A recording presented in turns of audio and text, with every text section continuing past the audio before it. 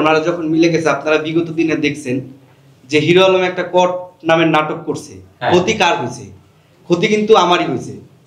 আমি আমার সুন্দর জীবনযাপন ছিল, ঠিক আছে। আমি নিয়মিত আমার ইউটিউবে ভিডিও আপলোড করতাম, ফেসবুকে ভিডিও আপলোড করতাম, আমি ইতিকে নিয়ে ভিডিও বানাতাম, সবকিছু ঠিকঠাক ছিল। এই যে হিরো আলম যখন ইতির সাথে দেখা করে, যোগাযোগ করে, ইতিকে বিভিন্ন কথা শিখিয়ে দেয়, প্রথম সংবাদ সম্মেলন করে, তারপরে বিভিন্ন কথা আমার সম্পর্কে বলে, তারপরে আস্তে আস্তে আস্তে আস্তে হচ্ছে আমাদের ভিতরে ফাটল ধরে, ঠিক আছে।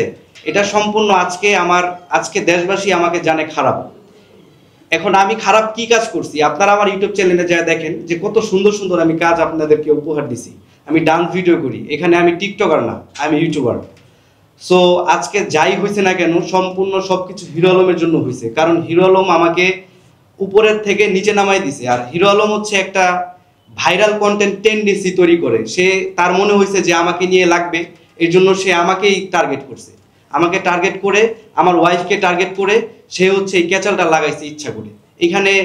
এখন আমি কি বলবো বলেন, আমি তো সুন্দর করে জীবনযাপনই করতেছিলাম।